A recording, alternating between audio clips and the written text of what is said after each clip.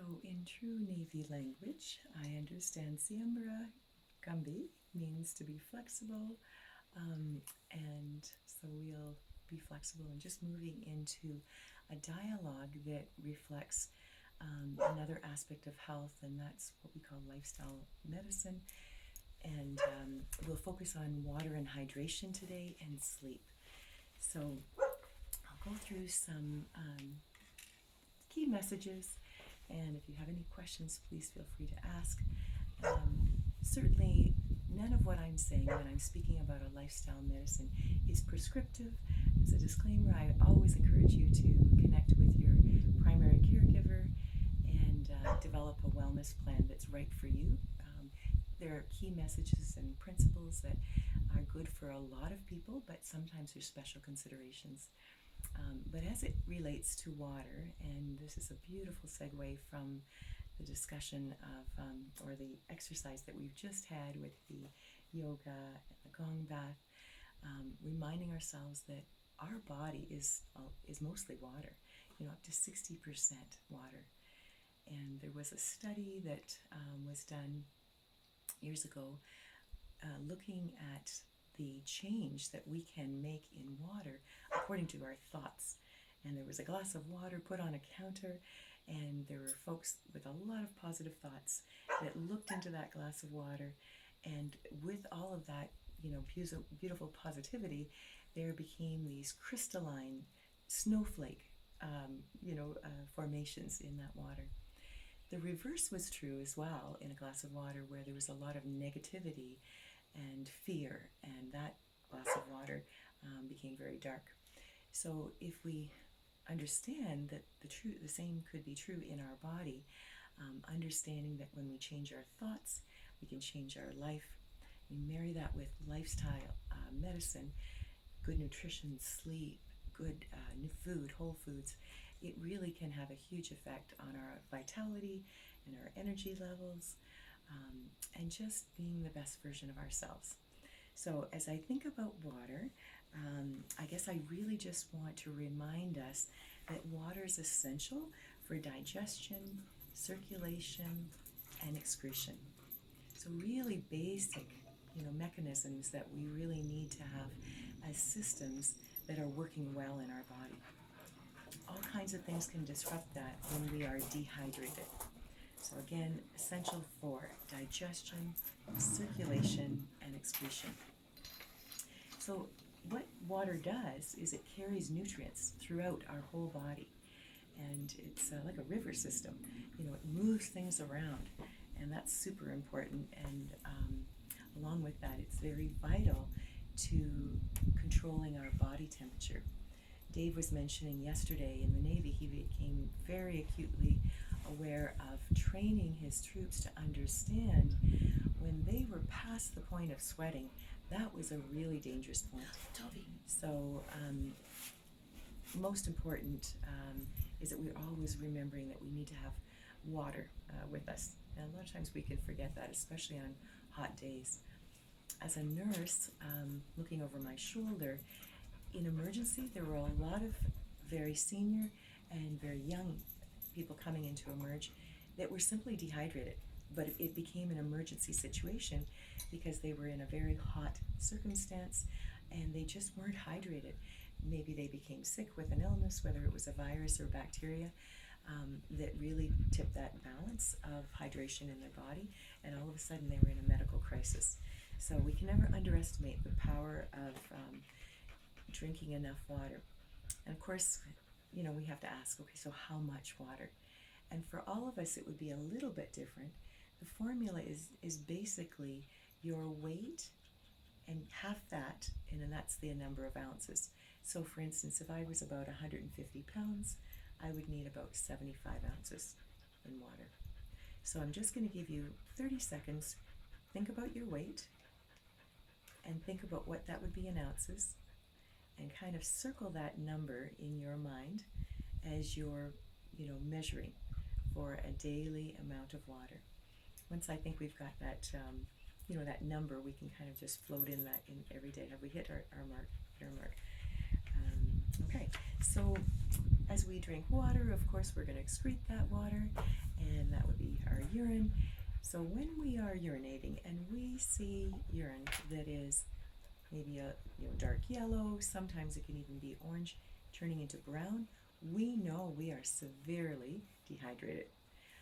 Our water, if we're adequately hydrated, should be clear to pale yellow. So we know things dehydrate us. Alcohol can dehydrate us. Caffeine can be dehydrating. So we have to balance that, and we have to make sure we're still getting enough water. But the telltale sign is our urine. So having a good look at that, whether we're a caretaker taking care of our parents, let's just have a look and see, what does their urine look like. Our babies, is it, is there a specific odor? Is it really dark? That's a really great sign. The other part of water where we can just tip it in the balance of our health is by putting lemon in water, and that makes it just that much more alkaline. And many of us know that alkaline foods, an alkaline diet, alkaline water is going to relate to a much more alkaline system. When we have a more alkaline system, then we are less likely to be in dis-ease. The opposite's true, of course, when we have an acidic environment. That can be really detrimental and just have us in a place of vulnerability. So it's just a little bit on water. I'm going to move into sleep, which is another really powerful part of lifestyle medicine.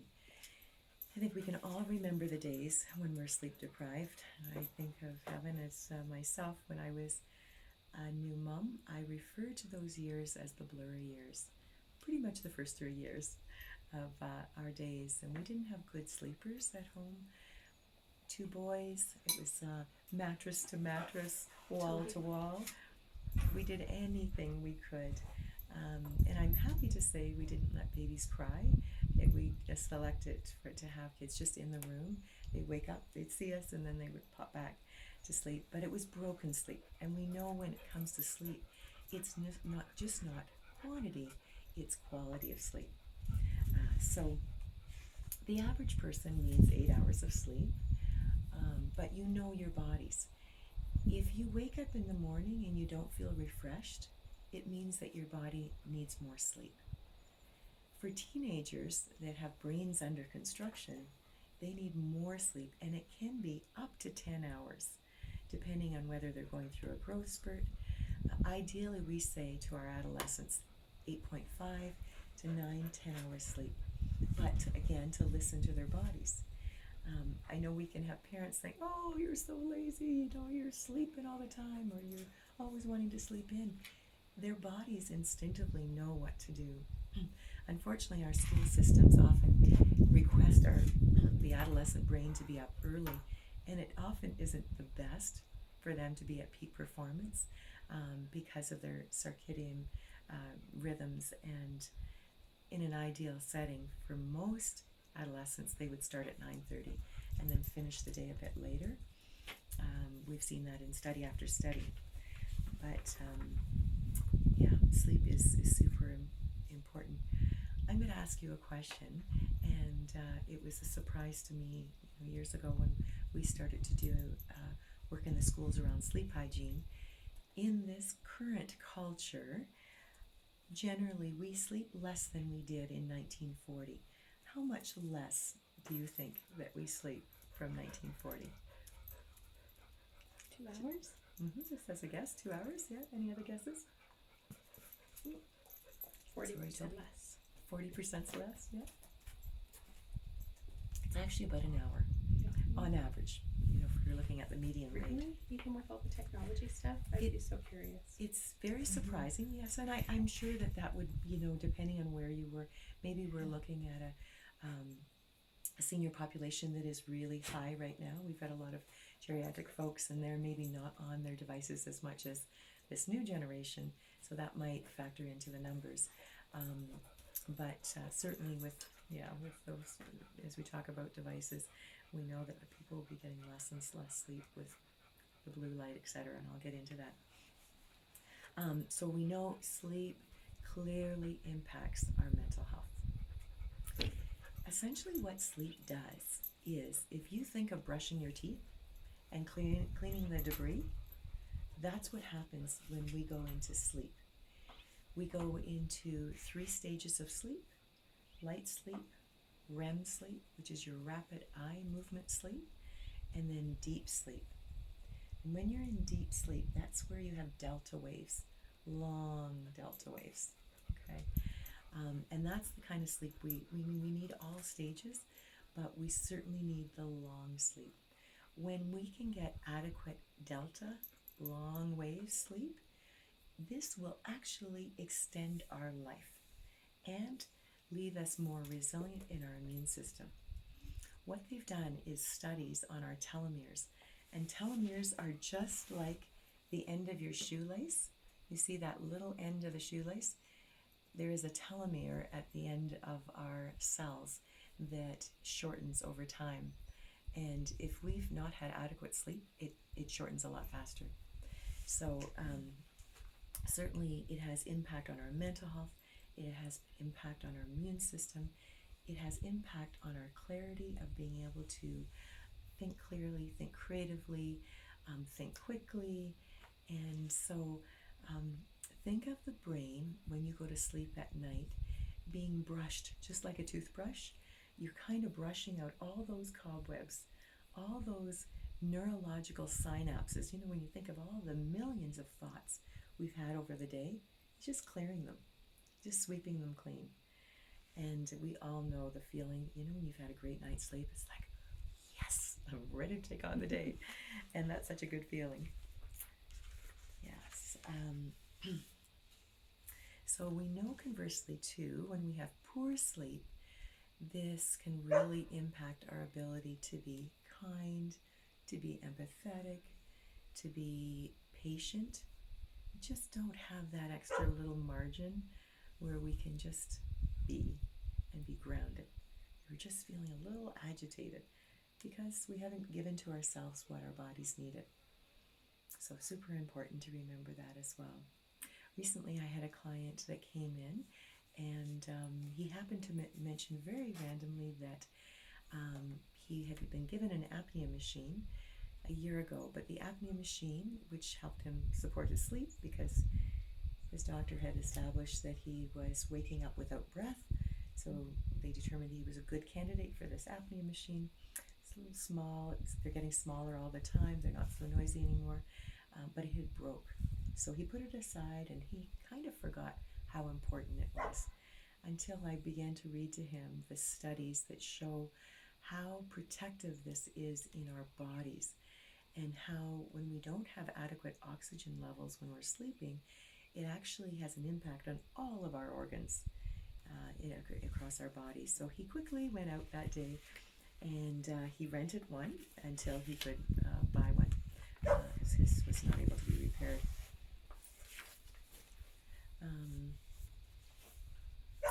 Okay, so I always like to look at the new research as we're looking at sleep, and one of the places that is doing a lot of really cool research is Penn State, and they have shown that sleeping with sound devices that elicit these delta waves that create, you know, that deep sleep is incredibly powerful, especially when people have insomnia. So it made me think of Synctuition, wondering if, you know, that's the place that can move us into that delta wave. Yeah, it does target delta and theta as well as gamma. Right. So when people are responding, you know, you were saying, Lori, how much you love it. It's like your body is saying, Lori, this is so helpful. And my body's so happy when I can go into that restorative space that really is rejuvenating. So they have devices that they're developing and they'll be soon marketing. We have something like Synctuition that Lori reflects on very often and promotes.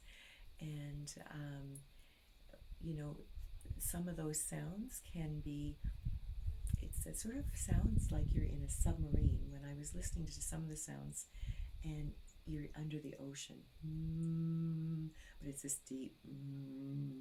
I don't know if I should take the time to put it on the phone. Maybe we can do that at the end. But it'll be interesting for you to listen and it's just at the right vibrational frequency and pitch and tone that can help us move into those long delta waves. So I think we'll be seeing that very soon at Amazon or a store near you. So again, ideally, as we talk about sleep hygiene, we think about cleaning hygiene. We like to have a bath or shower every day.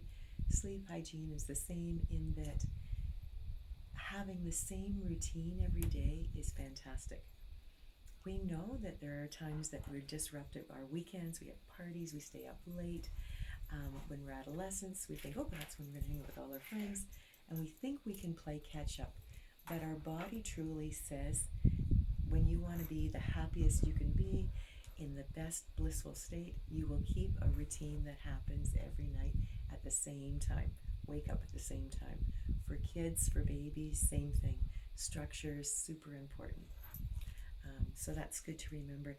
And the other part of that, which I think we have heard cognitively, but it's just worth repeating, is the hours before 12 o'clock midnight are incredibly more powerful.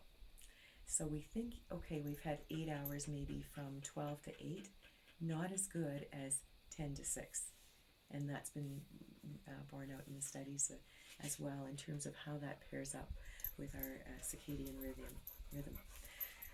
Okay, so there are a few key highlights, and this will be in all of your content that I've sent out, but I'm just going to quickly talk about 7 points that help us, again, with the sleep. Number 1, unplug to recharge. So Dr. Kelly Brogan, who's written extensively on women's health, suggests leaving 30 minutes before you want to actually be asleep to prepare your body to go into that sleep.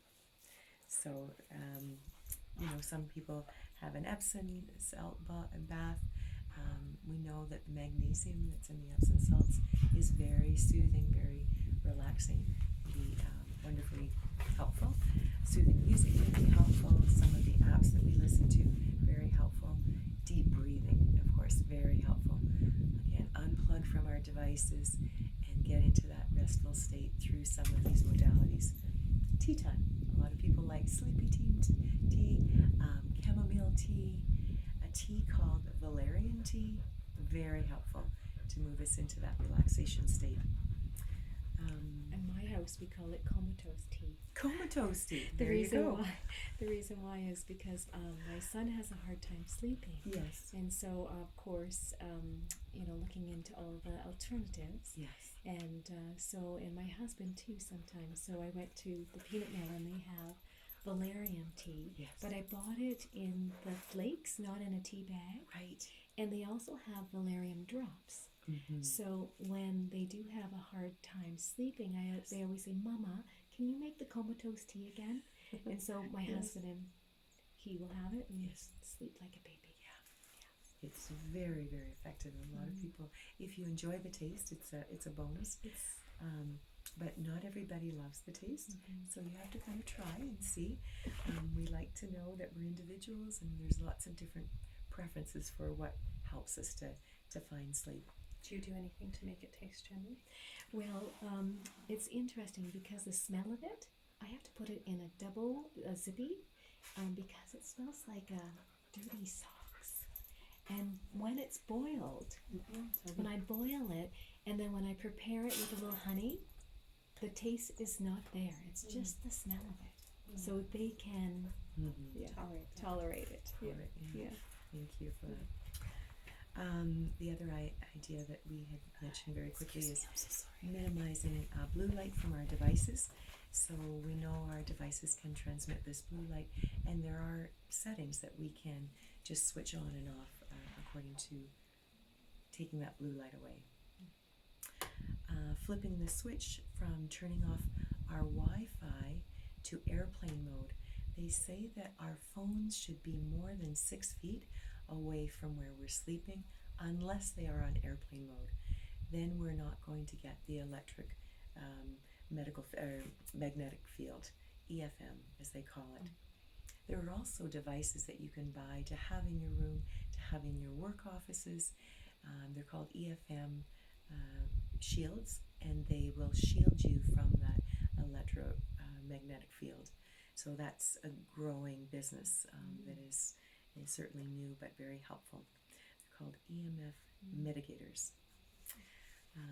Okay, and then going dark. And Lisa, I love your eye band. Blinders. The blinders, yes, because it was just so soft and meshy, and I thought, I don't have one that is looking as comfortable. It almost looked fleece-like. So something that, it's super comfortable and just blocks out any light, especially that early light that may trickle in the morning where you're not ready to quite get up to sleep. The same is true for shades.